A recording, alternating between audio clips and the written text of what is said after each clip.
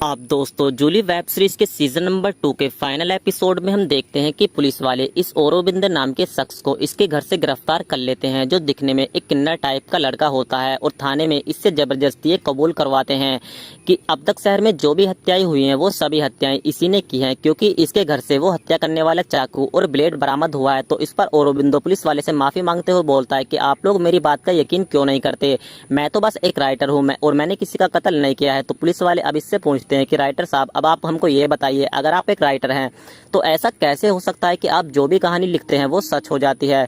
अब ये फिर से झूठ बोलने लगता है और कहता है कि इस बारे में मैं खुद कंफ्यूज हूँ कि जो भी कहानी मैं लिख रहा हूँ और वो सच हो रही है।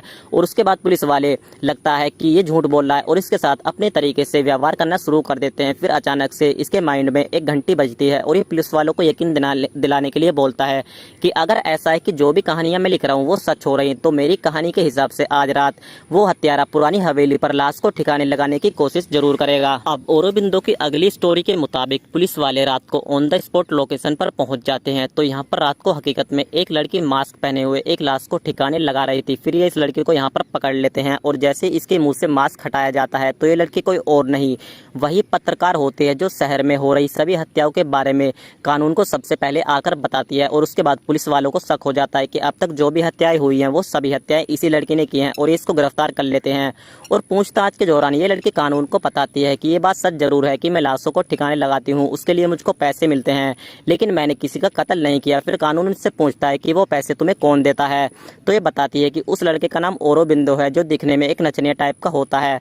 अब दोस्तों ये औरोबिंदो को इसके सामने पेश करते हैं तो इसको पहचानने से इनकार कर देती है और बोलती है कि ये वो लड़का नहीं है जो मुझे इस काम के लिए पैसे देता है। फिर ये केस कानून को और ज्यादा उलझन में डाल देता है। अब पुलिस वाले औरोबिंदो से पूछते हैं कि अब आप हमको ये बताओ कि आपने अपनी सबसे पहले स्टोरी कहाँ पर लिखी थी। तो ये बताता है कि उसने अपनी सबसे पहले स्टोरी किरण हॉस्पिटल में लिखी थी, क्योंकि उस समय उसकी माँ हॉस्पिटल में एडमिट थी। और उसके बाद दोस्तों कानून को पूरा डाउट हो जाता है कि इन सभी हत्याओं का कनेक्शन उस हॉस्पिटल से जुड़ा हुआ है, क्योंकि ये सभी हत्याएं एक ही लोकेशन पर हुई हैं और वो लोकेशन हॉस्पिटल से सिर्फ 3 किलोमीटर दूर है। अब हॉस्पिटल में जूली इस नए लड़के को अपना टारगेट बनाना शुरू कर देती है और इसको लुभाने के लिए इसके फोन में अपना सेक्सी वाला वीडियो भी भेजती है, जिसको देखकर ये आपे से बाहर होने लगता है। और उसके बाद ये जूली की तरफ अट्रैक्ट होना शुरू कर देता है, क्योंकि इसकी बीवी तो हॉस्पिटल में काफी लंबे समय से एडमिट है। लेकिन इससे पहले डॉक्टर साहब ही जूली को इधर उधर टच करके हमेशा इसको परेशान करते रहते हैं। अब जूली को गुस्सा आ जाता है और आज ये अपने मन में सोच लेती है कि अब डॉक्टर साहब का इलाज करने का नंबर आ गया है। उसके बाद डॉक्टर साहब बाथरूम में टॉयलेट करने के लिए आते हैं, तो ये भी मौका देखते ही बाथरूम में आ जाती है और डॉक्टर साहब का हथियार पकड़ लेती है। और उसके बाद डॉक्टर साहब को बोलते हैं कि चलो डॉक्टर साहब देखते हैं